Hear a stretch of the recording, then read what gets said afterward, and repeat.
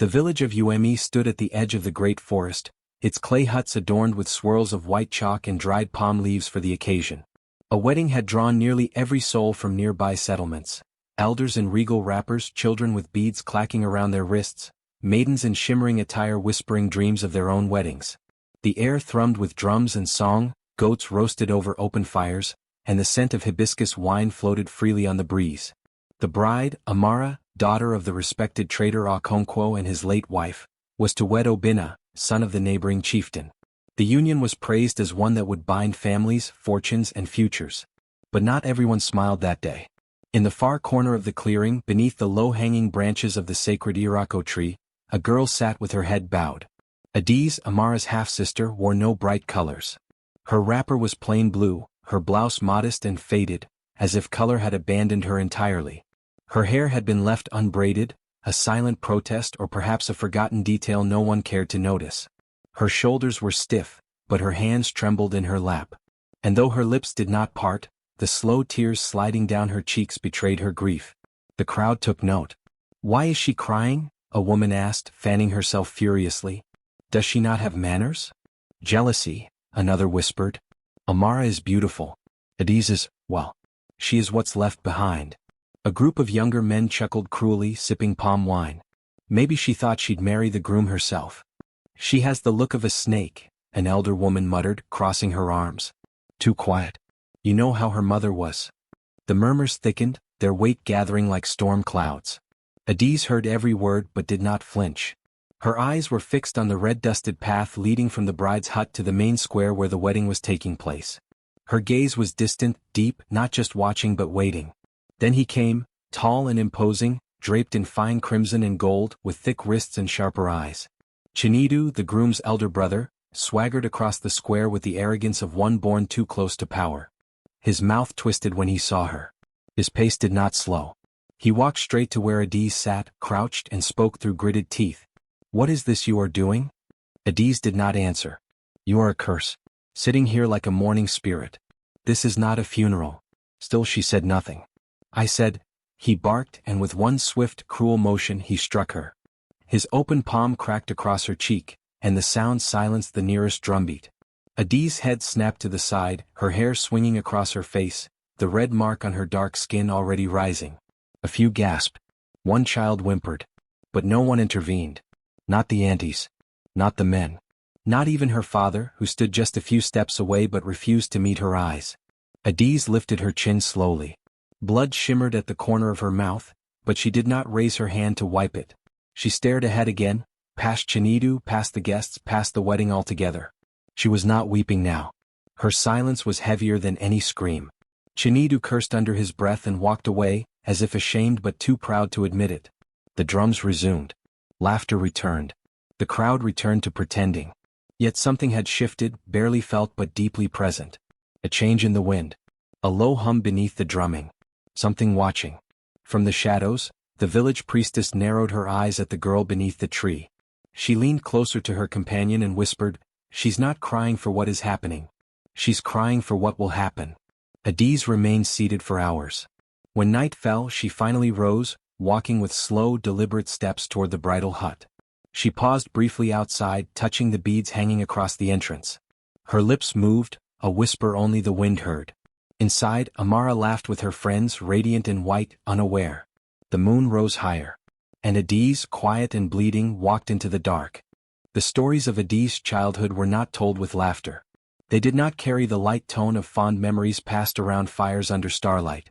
Instead, they were whispered when no one else was listening, spoken in cautious voices by those who remembered the days when the healer woman, Nwanika, lived at the edge of the village with her only child. Nwanika was a woman of great power, her hands warm with knowledge passed from generation to generation. Her remedies worked where others failed. She spoke to trees as if they spoke back. And when children were born with their eyes closed for too long or men fell ill with no visible wound, it was to her hut that the people crept, sometimes in secret, always with fear folded inside their gratitude. Adiz was born on a night of thunder with a small, quiet cry. Nwanika claimed she saw visions during labor, that her daughter would walk between shadows and see what others ignore. These words, said at the child's birth, became the burden Adiz carried as she grew. From the beginning, Adiz was not like the other children. She rarely laughed. She spoke little, and when she did, it was always strange. "The yam that grows too fast dies in the pot," she would say while staring at someone who had just lied. "The bird that sings before the moonlight does not return home." Villagers said these were her mother's riddles. Others whispered they were curses. When Adiz was barely 10, her world split in two. Nwanika fell ill, not from poison, not from fever, but from something slower. Her eyes dimmed. Her hands, once sure and steady, trembled. She whispered to Adiz in her final days, warning her of people with pretty words and empty hearts. "Not all wounds bleed," she said, holding her daughter's face. "Listen not with your ears but with your blood. Your roots go deeper than theirs." And then she was gone. Adiz's father, Okonkwo, who had long distanced himself from the healer's home, took her in, but not into his arms. He placed her in the care of his new wife, Ezen, who received Adiz with a smile that never touched her eyes. Ezen had her own daughter, Amara, a girl of golden skin and sunlit laughter, whose every step was praised. Adiz, by contrast, was given tasks: sweeping, fetching water, washing, grinding pepper.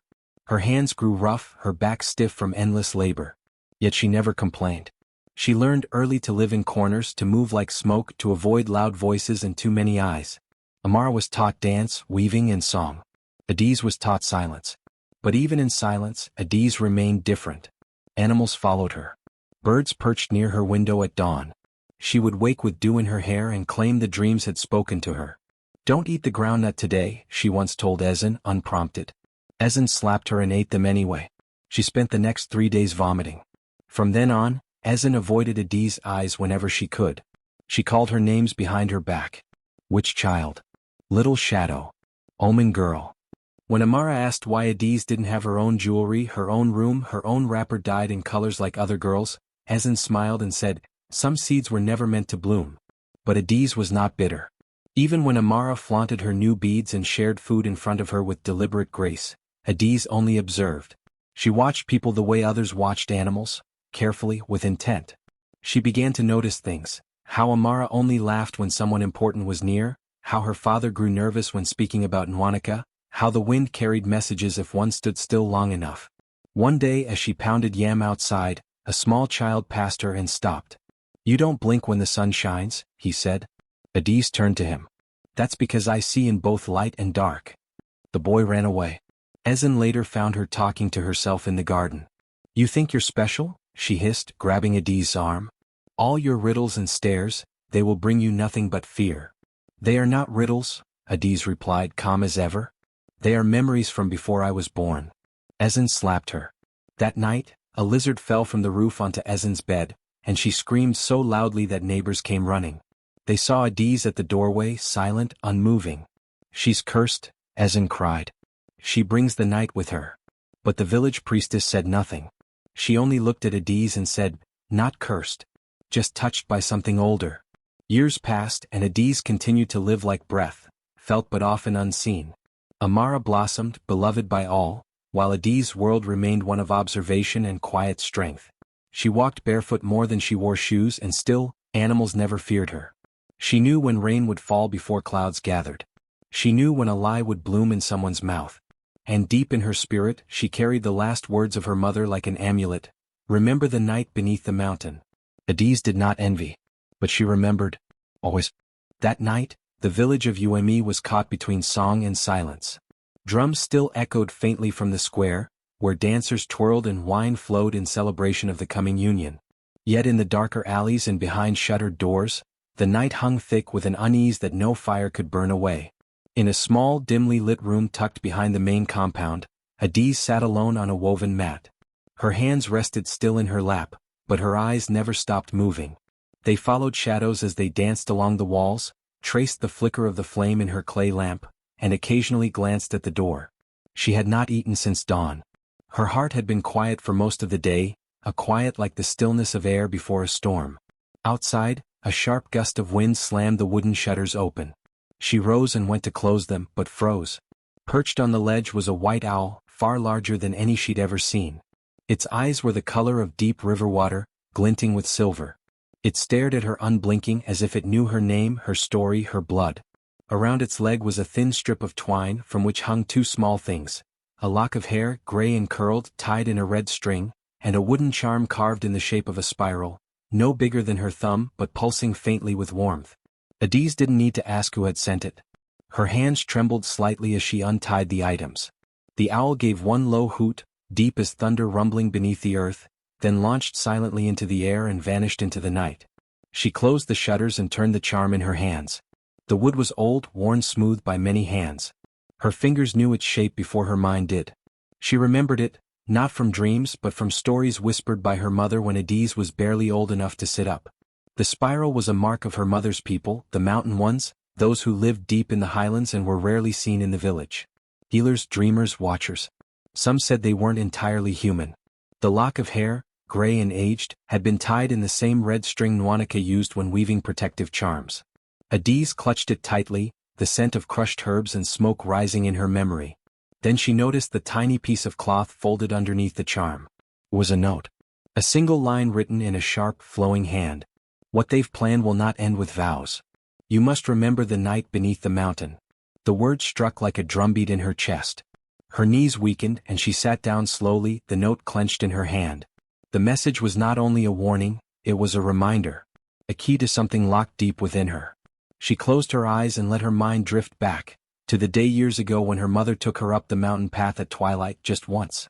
They climbed in silence until the trees grew silent and the wind whispered in tongues Adise had never heard. At the top, Nwanika had drawn a circle in the soil, placed her palm in the center, and whispered a prayer Adise hadn't understood.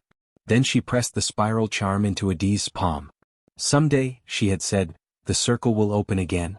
When it does, do not run. Do not forget who you are. At the time, Adise thought it was another one of her mother's riddles. Now she understood. She placed the charm inside the inner pocket of her dress, securing it against her heart. Something was coming. Something dark, something threaded into the very fabric of this wedding. It wasn't just her sadness or the cruelty of Chinedu, or the emptiness behind Amara's painted smile. It was something older, festering beneath ceremony and lace. And it was tied to the groom's bloodline. She could feel it in her bones. She remembered Chinedu's slap that morning. The sharpness of it, yes, but more than that, the hunger in his eyes. The way no one dared to challenge him. And how the air around him had felt wrong, as if something larger stood behind him, using his voice like a mask. Adise had been silent all her life. But the silence was not weakness. It was waiting. She rose from the mat and walked to the window again, staring into the thick black of the night. Somewhere far off, the white owl cried again. It did not sound like a warning. It sounded like a beginning. In the silence of that room, Adise whispered a name, one she hadn't spoken in years. A name given to her by her mother's people, meant to be used only when the blood called for it. She said it softly, but the room seemed to shift in response. Then she blew out the lamp. Tomorrow was the wedding. And the charm against her chest was warm. The drums had quieted for the night, replaced by low murmurs of drunk laughter and clinking gourds of palm wine. The village slept fitfully, exhausted from hours of dancing and feasting. But Adise sat wide awake in the corner of her small room, knees drawn to her chest, watching the moonlight stretch across the clay floor. Her half-sister's wedding was hours away, yet all Adise could feel was a creeping unease, as if something invisible waited just beyond the doorframe. She had felt it since the groom arrived 3 days ago, Chinedu, the son of a distant but powerful chief from the northern hills. He smiled easily, but it never reached his eyes. His laughter had weight, like a drumbeat echoing in a cave. Adise had noticed the way elders stood straighter when he passed, the way her stepmother Ezin bowed too low, too eagerly, and the way the wind died whenever he entered a room. That night, the wind returned, but it was no ordinary breeze. It carried a chill and with it, the sharp flutter of wings. Adise looked up just as something brushed past the open window. A pale blur. Then silence. She rose slowly and stepped to the window, her bare feet quiet on the floor. There it was, perched on the wooden beam just outside her window. A white owl, regal and impossibly still, its feathers glowing faintly in the moonlight. Adise's breath caught in her throat. Owls were rare in the village and white ones were considered omens. Some feared them. But this one, it stared at her like it knew her name. Her real name. The one only her mother had whispered to her long ago beneath the mountain trees. Its leg was wrapped with a thin strip of red cloth. Hanging from it were two things, a lock of silver-gray hair twisted and tied with sacred thread, and a small wooden charm, a spiral etched into its center. The moment Adiz touched them, the warmth traveled through her fingers like a spark. Her knees weakened and she dropped to the floor, the owl still watching from above. A folded piece of cloth fell loose from the charm. She opened it, her hands trembling. What they've planned will not end with vows. You must remember the night beneath the mountain. The script was hurried, but the symbol beside it, a four-pointed star within a circle, was unmistakable. Her mother's people. The mountain people. She hadn't heard from them in years, not since her mother passed. Not since she was dragged from the forested edge of the world into her father's compound like something to be hidden. But now they were reaching out, and not without reason. Adiz clutched the charm tighter. The spiral was more than a symbol. It was a key. Her mother had once pressed it into her palm during a long-forgotten ritual, telling her, "The day they come in white, but carry shadow behind their teeth, this will guide you." She had thought it a dream. A story meant to soothe a lonely child. But it was real. The charm was warm against her skin, as if it remembered her too. She tucked it carefully beneath her wrapper, placing it in the inner fold closest to her heart.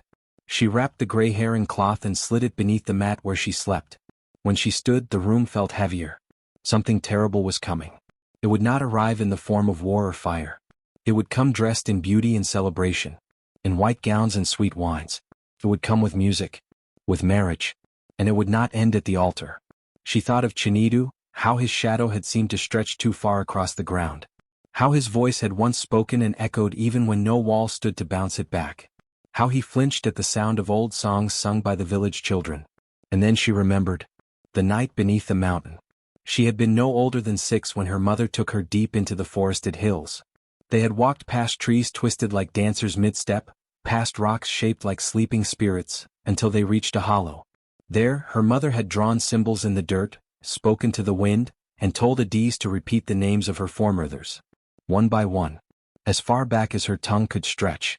Then she had handed her the spiral charm and whispered, "One day this place will wake inside you. When it does, do not run. Do not fight. Just listen." Adiz had forgotten, pushed it into the corners of her memory. Until now. She blew out her lamp. In the darkness, she could still feel the warmth of the charm pulsing through the cloth. She lay down, but she didn't sleep. Tomorrow, Amara would marry a man who carried something ancient inside him. And Adiz would be the only one who saw it coming. Because some gifts, especially forbidden ones, were not just sent to protect. They were sent to remind. She would remember the mountain. And what slept beneath it. Obina stood before the hidden shrine, deep beneath his father's compound where even the servants refused to sweep. The air there was thick, not with dust but with presence. Old watching, waiting. The shrine was carved into the earth itself, roots hanging like limp fingers from the ceiling, the walls stained with ochre and ash. At its center sat a mound of stone, half buried in salt and black cloth. A single eye was etched into the surface, a vertical slit surrounded by teeth-like ridges. It pulsed faintly in the dark. He knelt, dressed not in royal robes, but in a simple white cloth tied around his waist. His skin shimmered faintly with the oil rubbed onto his body during the purification rite. A clay bowl filled with river water sat before him. Floating in it, 3 kola nuts, a strand of black hair, and a tiny brass figurine of a woman kneeling. He whispered, not in any human tongue but in the old language. The one passed down through blood and bone. His voice trembled as the air shifted. The roots above began to twitch as if stirred by wind that did not exist. The mound responded. A faint hum like breath drawn inward filled the chamber. Then a voice, older than memory and smoother than silk, slid into his ears. "The hour draws near. Is the vessel pure?" Obina bowed his head. "Yes." "Amara is untouched. The village praises her beauty. She is perfect." "And the sister?" the voice asked. He hesitated. "There is always a watcher." He knew exactly who it meant. Adiz, the one who cried without reason, who never met his gaze but seemed to see right through him. Her silence was not submission. It was suspicion. She had watched him too closely since his arrival. Obina had sensed it even if she'd never spoken a word. "She is not a threat," he lied. The shrine pulsed again. The eye glowed faintly and the voice whispered closer now. "There must be no interruption. The pact requires the moment. The binding must occur at midnight when the veil is thinnest." He nodded. "I will take her hand before the final drumbeat. I will whisper the name. I will feed her the wine. And then she will belong to us. As you do." The eye slowly dimmed and the roots stopped twitching. Obina exhaled and stood trembling slightly. His heart pounded not from fear but from anticipation. After the ceremony, after the vows, when the fire was low and the guests half drunk from celebration, he would lead Amara into the sacred chamber prepared for them. Not to consummate the marriage, but to offer her. Her beauty, her untouched spirit, her bloodline, all that was required to seal his pact. In return his kingdom would grow. His power would triple. Gold, land, obedience. The spirits of his ancestors, buried deep beneath the shrine, would rise and serve him. He pulled his robe over his shoulders, masking the oil scent with perfumed leaves. When he stepped out of the shrine, the moon had shifted. It was almost time. In the shadows behind the compound, Adiz sat quietly beneath a tree, her eyes closed, her hand pressed to the charm beneath her dress. She had felt the ground shift. She had heard a whisper not meant for her ears. It came not through the air but through the earth itself. Through blood. This was no wedding. It was a sacrifice. The village was alive with music, laughter, and the flickering warmth of torchlight. Drums echoed across the fields, and dancers spun like falling leaves around the ceremonial fire. It was the final night before the vow, the celebration before the binding. Women painted their arms with ash and dye, while men exchanged jokes and chants, intoxicated by the joy of the coming union. But Adiz moved like a ghost through the crowd. She clutched the charm beneath her wrapper and scanned the compound until she found Amara, radiant in a gown of gold and coral beads. Her hair was braided high, her skin glowing with oil and pride. She was surrounded by her bridesmaids, laughing, glowing with innocence and ignorance. Adiz stepped forward cautiously, her voice soft but urgent. "Amara, I need to speak with you. Alone." Amara turned, her expression instantly sour. "What? To curse my marriage with your sadness again?" "It's not sadness," Adiz said, struggling to keep her voice steady. "Something is wrong. You can't marry him. Not like this." Amara scoffed. "You're jealous. That's all this is. You couldn't stand being invisible any longer, so now you want to ruin my moment." "I'm trying to save you," Adiz whispered. "Please. There's danger." "Something is." Amara cut her off with a laugh that was sharp and cruel. "Save your riddles. Go cry somewhere else." The stepmother appeared then, draped in red and gold, with anger simmering behind her eyes. "What lies are you feeding her now, Adiz? Haven't you caused enough embarrassment?" "She mustn't drink from the gourd," Adiz said. Ezin's face twisted with disgust. "You ungrateful witch. After all we've done for you. I should have left you with your dead mother's bones in that forest." Adiz stepped back. She had nothing more to say. The words were wasted here. Their ears were sealed by pride and greed. As the night grew darker and the drums shifted to a slower rhythm, Adiz slipped away. Past the compound. Past the dancing. Past the fields. She made her way to the sacred grove behind the palace, the place her mother had once called the last mouth of the earth.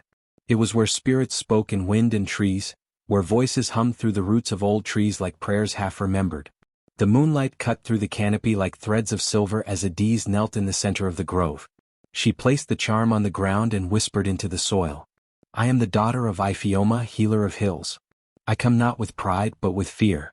Please show me the way." The wind swirled gently. The leaves shifted, then stilled. Then came the sound, not through the ears but inside her chest. A vibration like drums inside bone. The bride must not drink from the ceremonial gourd. Adiz's heart jumped. She bowed low, her forehead against the earth. If she drinks, the pact seals. The bond forms. The shadow will take root. She sat for a while in silence, the spirits fading like mist. The trees grew quiet again, the night air holding its breath. When she returned to the village, the celebration was still going. She stood on the edge of the firelight, watching Amara twirl beneath the stars, her laughter echoing into the night. She looked so happy, so sure. Adiz clenched her fists. She had a choice to make. Loyalty or safety. Speak again and be struck down, or stay silent and let her sister walk into darkness. The night felt longer than it should have. The sun rose over the village like a promise, a bright, golden orb that bathed the compound in a hue of celebration. The air buzzed with anticipation, the kind of excitement that only a wedding could bring. The village was alive, every corner decorated with brightly woven cloth, flowers, and the scent of roasting meats. Drums beat in a rhythm so familiar it felt like the pulse of the earth itself. Adiz stood among the crowd, her heart beating in time with the drums, her eyes fixed on her half-sister. Amara stood at the center of it all, a vision of beauty and grace, her gown shimmering like sunlight across water. She smiled like a princess, her face glowing with happiness, completely unaware of the storm that was about to break. Adi's role in the ceremony was as silent and invisible as it had always been. She was forced to carry Amara's dress train, walking behind her, trailing the heavy fabric as the procession moved toward the sacred altar. The guests gawked at Amara, showering her with praise, their eyes glinting with envy and admiration. Adiz felt the weight of their stares, but her focus never wavered. Her thoughts were consumed with the warning from the spirits. She had to stop the wine from being drunk. She had to stop the ceremony no matter the cost. As the ceremony reached its peak, and the sacred wine was brought forward, wine that had been prepared in secret, wine meant to bind the pact, Adiz's heart pounded in her chest. Her hands were slick with sweat, her stomach a knot of dread. The wine was carried by a solemn elder, the gourd gleaming in the light. Adiz felt a cold chill sweep over her. This was the moment. She could feel it in her bones, the air thickening with the power of the ritual. As Amara took the gourd from the elder, preparing to drink, Adiz's legs moved without thinking. She pushed through the crowd, her breath coming in sharp bursts. "No!" she cried out, her voice breaking through the murmur of the crowd. Without hesitation, she reached forward and slapped the cup from Amara's hand. The gourd fell to the ground, spilling the wine in a slow arc that glistened like blood in the sunlight. Gasps filled the air. The ceremony faltered. Time seemed to stretch as everyone turned toward Adiz, shock and disbelief etched across their faces. Amara's eyes widened in horror as she stared at her sister, the sacred wine now staining the earth at their feet. Chaos erupted. "Why would you do that?" Amara shrieked, her voice full of fear and anger. Her once joyful demeanor shattered like glass, replaced by confusion and outrage. "You've ruined everything." The guests whispered, their voices rising in alarm, the mood quickly shifting from celebration to tension. Obina's family stepped forward, their faces darkening with fury.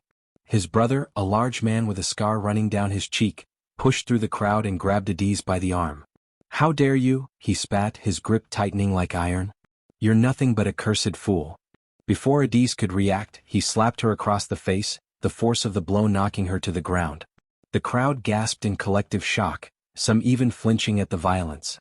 Adiz's vision blurred for a moment, but the pain was not what hurt the most. It was the realization that no one would stop them. No one would stop Obina's family. Her cheek throbbed, blood trickling from her lip, but she smiled through the pain. She could feel it now, the shift in the air, the change in the atmosphere. Everything had changed. The threads of fate had been tugged. There was no turning back. She lay on the ground for a moment, her breath slow and steady. Her eyes met Amara's, who stood frozen, trembling. "Now we wait," Adiz whispered, her voice calm despite the blood that stained her lips. The wind picked up, rustling the trees, and the drums fell silent, as if even the earth itself was holding its breath. Obina's brother stood over her, fists clenched in fury, but Adiz didn't flinch. She could hear the distant sound of thunder, like the rumble of a storm that was yet to come. This night, the night of vows and celebration, would not end in joy. It would end in reckoning. And there was no stopping it now. The night fell heavy over the village, the last remnants of the celebration slowly fading into whispers and distant music. The firelight from the great hall dimmed as the guests retired, their laughter giving way to the deep, rumbling quiet that only the night could bring. The drums had stopped, and the air was thick with the scent of smoke and incense. In the bridal chamber, Amara and Obina were alone. The large wooden door shut behind them with a soft thud, and the room was bathed in the flickering glow of candles. The bed was a vast thing, draped in silks and adorned with golden beads. Its magnificence, meant to signify the beginning of a blessed union, felt oddly oppressive to Amara. The weight of the ceremony's expectations lingered in the air, thick like an unseen hand, pushing her toward something she did not fully understand.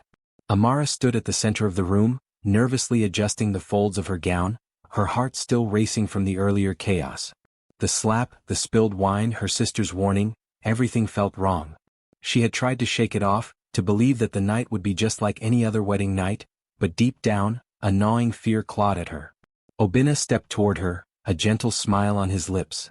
"Come to me, my bride," he said softly, his voice smooth and deep, laced with the weight of promise. She hesitated, her hands trembling as she reached for him. But just as her fingers brushed his arm, something in his eyes shifted. The soft, charming demeanor of the man she thought she was marrying melted away. His gaze darkened, his pupils narrowing into slits like a predator's. A strange, unsettling energy seemed to ripple through the air. Obina's body began to contort before her eyes. It started slowly. His spine arched and his arms twisted unnaturally, bones cracking and popping in a grotesque symphony. Amara stepped back in horror, her heart racing as she stumbled backward, her hands gripping the bedpost for support. Her breath came in ragged gasps. The man she had married, her husband, was changing before her very eyes. His skin rippled like water beneath the moonlight. His body elongated, twisting into something serpentine. His legs melded together, becoming a coiled mass, his torso growing thinner and longer, his arms slithering like the tendrils of a snake. His face shifted too, features blurring, elongating into a hideous serpentine visage, his mouth parting to reveal rows of sharp, gleaming teeth. Amara screamed, a sound of terror that shattered the silence of the room. She backed away, the air thick with the stench of burning incense and fear. "No. No, what are you?" The serpent-like figure that had once been Obina hissed, his tongue flicking out, tasting the air. "I am the binding," he rasped, his voice distorted, deep and guttural. "I am the price of your bloodline." Amara's mind raced. The truth, the horror her sister had tried to warn her about, was unfolding before her. This was no ordinary marriage. This was no union of love. This was a pact, a blood oath made long before her birth. Her purity, her beauty, her innocence had been the price for something far darker than she had ever imagined. As the creature that had once been her husband slithered toward her, Amara's mind went numb. Panic gripped her throat as she struggled to comprehend what was happening. The ancestral entity was real. Obina, the man who had seemed so charming, so kind, was nothing more than a vessel, a pawn in a far greater game. And she was the sacrifice. Back in the village, far from the bridal chamber, Adiz was not idly waiting. She knew the battle for her sister's soul had begun, and she would not let Amara face this alone. Alone in the stillness of the sacred grove, Adiz sat cross-legged on the earth, the charm and the lock of hair before her. The air was thick with the smell of incense as she muttered the incantations taught to her by her mother, calling on the spirits of her maternal ancestors. The charm pulsed softly beneath her fingers. The wind around her stirred, thickening with the presence of the spirits. Her mother's voice, so familiar, so distant, whispered in her ear. "The blood of the land runs deep. You have the strength to stand against the dark. But it will not be easy. Not all battles are won with fire." Adiz's hands trembled as she continued to chant, the words slipping from her lips like a prayer. She reached deep within, calling on the power of the earth, the spirits of her ancestors, and the very blood that flowed in her veins. Her mother had warned her, but Adiz had always known that this night would come. It was no accident. The spirits had been silent, but they had never truly left. She closed her eyes, focusing on the image of Amara, trapped in that chamber. The bond between them, though strained by years of neglect, had never truly been severed. Adiz reached across the veil, drawing the energy from the charm and from the earth beneath her. She felt her mother's spirit at her side, guiding her. The wind howled, the leaves swirling in a dance of power and intent. Adiz's voice grew louder, more insistent, as she called to the spirits for protection, for strength, for the power to break the bond between Amara and Obina's dark pact. "I call upon the earth, the sky, and the spirits of my line. Protect my sister. We are one, and I will not let her fall into shadow." Back in the bridal chamber, the creature that had once been Obina grew more monstrous, its coils twisting around Amara. But before it could strike, the air shifted. A sudden, fierce gust of wind blew through the room, extinguishing the candles in an instant. Amara gasped as the room darkened. And then, Adiz's voice carrying on the wind. "You will not have her. Not tonight. Not ever." The serpent hissed, recoiling from the sound of the voice, a primal fear flashing in its eyes. It was as if the very earth itself had risen against it. In the grove, Adiz's heart raced, but she stood firm, her resolve unbroken. She had called upon the spirits, and she would not stop until her sister was free. In the quiet heart of the village, beneath the heavy veil of night, an invisible battle raged. To the outside world, the scene remained unchanged, crickets chirped in the cool air, and the village slept, unaware of the war being waged in the unseen realm. But for Adiz the world was shifting. The very fabric of reality was trembling. In the dream realm, where the laws of time and space were but whispers, Adiz found herself standing at the edge of an immense, turbulent river. The waters churned violently, dark and foreboding, stretching endlessly into the horizon. The air was thick with the scent of earth and decay, the very atmosphere heavy with the weight of ancient forces. This was no ordinary dream. This was the realm of spirits, a place where only those who were deeply connected to the earth and the old ways could tread. Before her, in the depths of the swirling water, a figure emerged, a monstrous serpent-like form that slithered out from the shadows. It was Obina, but not Obina as she had known him. This was his true form, a twisted, demonic being bound by the pact with the ancestral entity. His scales shimmered with an unnatural gleam, his eyes glowing with a malevolent hunger. Adi's heart pounded in her chest, but she did not flinch. The air around her crackled with power, the forces of the river spirits swirling, beckoning her to embrace them. She felt her mother's presence beside her, a calming, familiar energy. The spirit of her mother was with her, guiding her as she had promised. You have the power, Adis. You are a daughter of the river spirits, and this is your birthright. Adis clenched her fists, the energy of the river flowing through her, filling her with strength. But the fear lingered, an old fear, a deep-rooted fear of being powerless, of being unable to protect those she loved. She could feel it creeping into her heart, threatening to drown her in doubt. Obina's demon form hissed, its fangs bared, and the river behind it surged as if the very waters were ready to consume her. You are nothing but a weak, cursed girl, the creature sneered. You cannot stop me. This is my destiny. Your sister is mine. She always was. Adi's legs shook, but she stood her ground. She would not let fear dictate her actions, not now, not when it mattered most. You may be bound to this pact, but you are not its master. I will break it.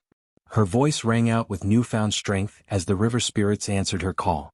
The waters surged, swirling around her, forming a protective circle. She reached into the depths of her memory, pulling the light of the river's ancient power, memories of her mother's teachings, of the rituals, of the whispers of the earth. She drew from the light of her ancestors, her heritage. The energy enveloped her, the light pulsating around her like a beacon. I am a daughter of the river spirits. I do not fear you. The demon form of Obina recoiled as the light grew brighter, pushing back against the shadows that had taken root in him. He shrieked, his form twisting in agony.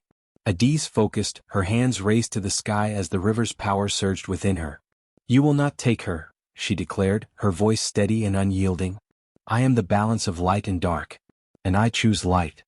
The light exploded from her in a brilliant wave, the force of it like 1,000 stars colliding. It pierced through Obina's demonic form, ripping through the darkness that had enveloped him. The serpent-like creature writhed, its body dissolving into smoke and shadows, its essence consumed by the power of Adi's heritage. With one final scream, the demon faded, leaving only the echo of its tortured cries behind. Adis collapsed to her knees, her energy spent, but her heart soared with triumph. She had faced her deepest fear and overcome it.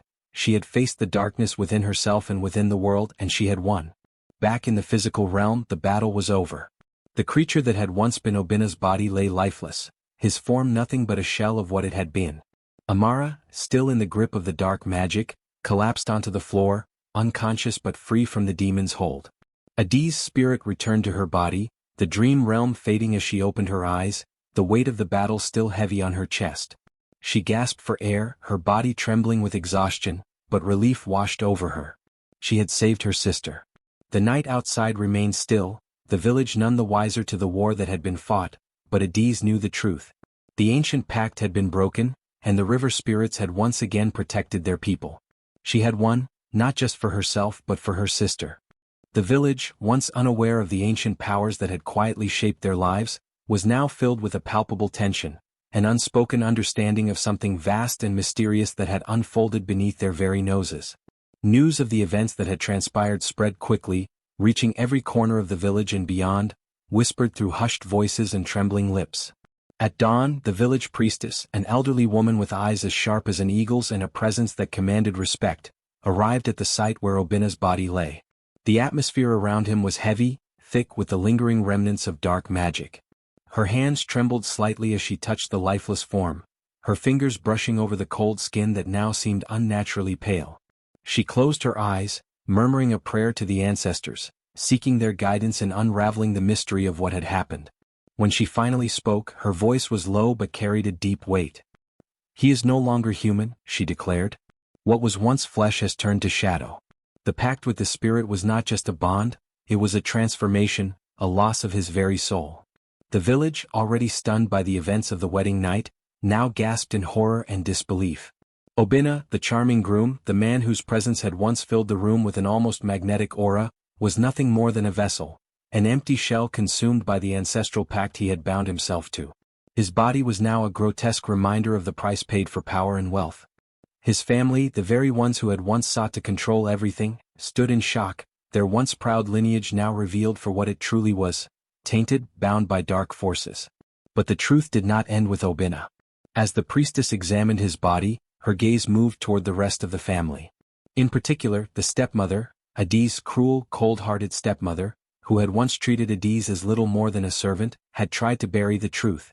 The truth of Adi's heritage, the truth of the forces at play, and the truth of her own role in all of this.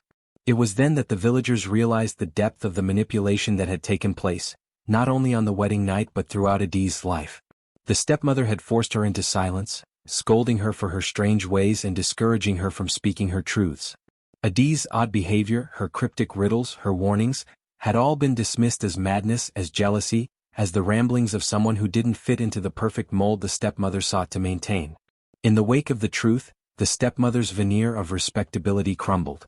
She was no longer seen as a dignified matron of the house but as a conniving woman who had tried to erase the very essence of her stepdaughter. Her role in the dark scheme was laid bare. She had known more than she let on about the pact, about the danger it posed to Adi's, and yet she had allowed it to unfold in silence, pretending that everything was normal, that nothing out of the ordinary was happening. As the villagers learned of her role, whispers of contempt filled the air. The people who had once supported her now looked at her with distrust. Her daughters, too, were drawn into the web of suspicion.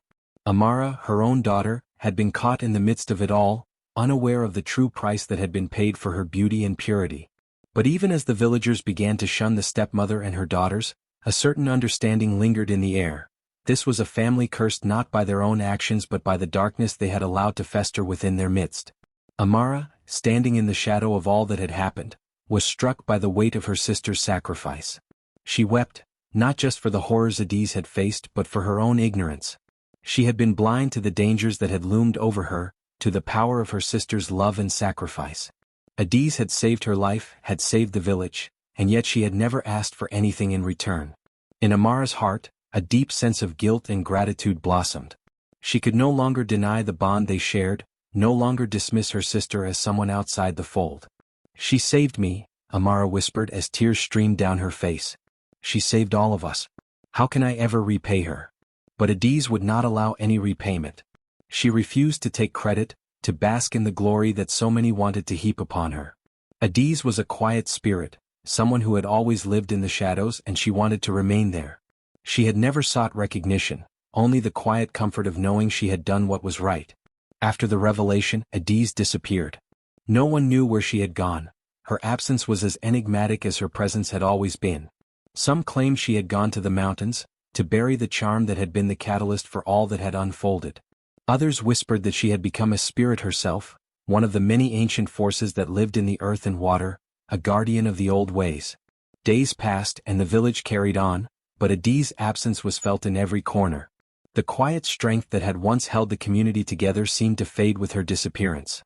The village, though saved from the darkness, now felt incomplete, as if a piece of its soul had vanished into the ether. The stepmother, once proud and controlling, was left to pick up the pieces of her shattered life. Her daughters, once destined for greatness, now had to reckon with the consequences of their actions. The truth had been exposed, and the weight of their past decisions hung over them like a dark cloud. But Adi's, wherever she was at peace. She had done what was needed, had stood against the darkness, and had freed her sister and the village from a terrible fate.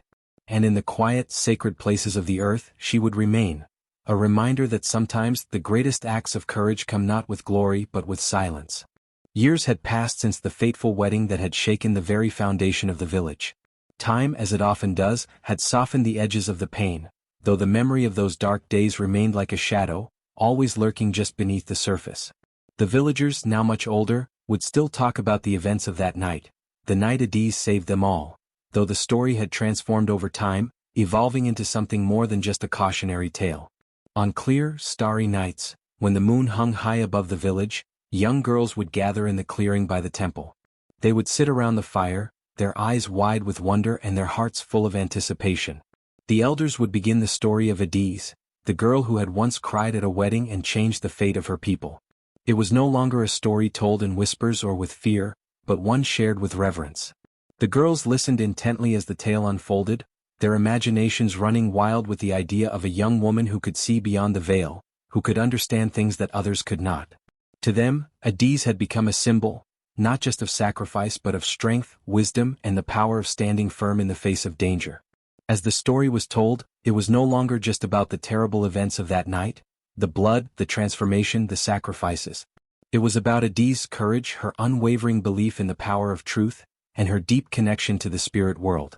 The villagers no longer viewed her as just the quiet, enigmatic girl who had once lived in the shadows.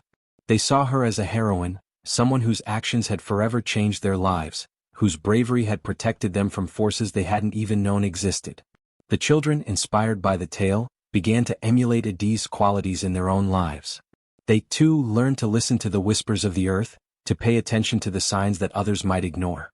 They were taught that truth, even when painful or inconvenient, held a power that could change the world around them. And as they grew, they passed these lessons down, ensuring that the story of Adiz would never fade from the collective memory of the village. In the quiet of the village temple, nestled deep within the sacred mountain, a single white owl still perched upon the ledge near the entrance, watching over the land. The owl, a symbol of Adiz's connection to the spirit world, had become a revered figure in its own right. It was said that whenever a young girl walked into the temple seeking answers, the owl would silently observe her, waiting. And when the time was right, when the girl's heart was pure and her intentions true, the owl would appear to her in a dream, guiding her toward the path of wisdom and truth, just as it had once done for Adiz. The owl's presence in the temple had become a sign, a reminder to the villagers that the power of the spirits, the strength of the past, and the lessons of those who had come before would always be there to guide them. It was as if the owl itself was waiting for the next daughter of the land to rise up and speak the truth when no one else dared to. In this way, Adiz's legacy lived on, not just in the hearts of those who had witnessed her bravery, but in the spirit of the village itself. The children who listened to her story would grow into adults who, when faced with their own trials and challenges, would remember the girl who had cried at a wedding, who had seen what no one else could, and who had saved them all. And as the moon rose high above the village, casting its silver light upon the earth, the young girls would sit by the fire and listen to the tale once more. They would smile at the thought of Adiz, her quiet strength, and the wisdom that had guided her through the darkness. They would whisper to each other, hopeful and inspired, that someday they too might stand firm in the face of adversity, just as Adiz had done. The story of Adiz, the girl who dared to speak the truth, would live on through the generations, a timeless reminder that sometimes the greatest power lies not in silence, but in the courage to speak what others cannot, or will not, see. In the temple, the white owl would continue to wait, its wings folded, its watchful eyes scanning the horizon. And when the time came, it would once again take flight, guiding the next daughter, the next truth-teller, toward the path that would change their world forever.